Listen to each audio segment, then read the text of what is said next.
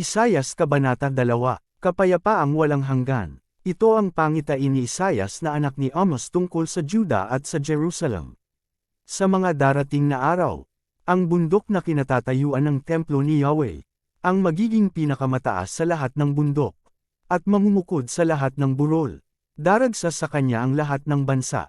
Maraming tao ang darating at sasabihin ang ganito, umakyat tayo sa bundok ni Yahweh, sa templo ng Diyos ni Jacob, upang maituro niya sa atin ang kanyang mga daan, at matuto tayong lumakad sa kanyang mga landas, sapagkat sa Zion magmumula ang kautusan, at sa Jerusalem, ang salita ni Yahweh. Siya ang mamamagitan sa mga bansa, at magpapairal ng katarungan sa lahat ng mga tao, kaya't gagawin na nilang araro ang kanilang mga tibak, at karit naman ang kanilang mga sibat, mga bansay di na mag-aaway, at sa pakikidigmay di na magsasanay. Halina kayo, sambahayan ni Jacob. Lumakad tayo sa liwanag ni Yahweh. Wawakasan ang kapalaluan. Itinakwil mo ang lahi ni Jacob na iyong bayan. Sapagkat ang lupain ay paon ng mga salamangkero mula sa silangan. At ng mga manghuhuli gaya ng mga Filisteo. Nakikibagay sila sa kaugalian ng mga dayuhan. Sagana ang kanilang lupain sa ginto at pilak. At walang pagkaubos ang kanilang kayamanan.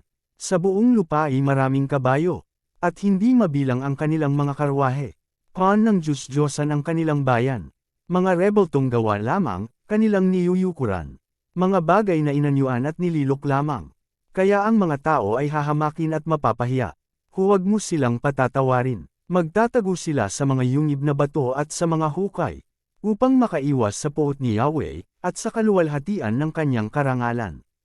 Pagdating ng araw ni Yahweh, ang mga palalo ay kanyang wawakasan. Itong mga mayayabang, kanya ring paparusahan. Pagkat si Yahweh lamang ang bibigyang kadakilaan. Sapagkat si Yahweh na makapangyarihan sa lahat ay may itinakdang araw. Laban sa lahat ng palalo at mayabang. Laban sa lahat ng mapagmataas. Laban sa lahat ng nagtataasang cedar ng Lebanon. At laban sa lahat ng malalaking punong kahoy sa Bashan. Laban sa lahat ng matataas na bundok.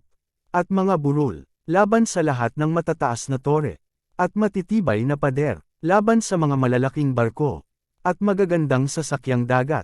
Pagdating ng araw na iyon, ang mga palalo ay papahiyain, at ang mga maharlika ay pababagsakin. Pagkat si Yahweh lamang ang dapat dakilain, at mawawala ang lahat ng Diyos-Diyosan. Magtatago ang mga tao sa mga yungib na bato, at sa mga hukay sa lupa, upang kanilang matakasan ang puot ni Yahweh. At ang kaluwalhatian ng kanyang karangalan, kapag siya'y nagbangon upang sindakan ang daigdig. Sa araw na iyon, itatapon nila sa mga daga at paniki. Ang mga rebeltong yari sa ginto at pilak, na ginawa nila upang kanilang sambahin. Magtatago sila sa mga yungib na bato, at sa mga bitik ng matatarik na burol, upang kanilang matakasan ang puot ni Yahweh, at ang kaluwalhatian ng kanyang karangalan. Kapag siya'y nagbangon upang sindakan ang daigdig. Huwag ka nang magtitiwala sa kapangyarihan ng tao. Siya ay hininga lamang, at tiyak maglalaho. Ano nga ba ang maitutulong niya sa iyo?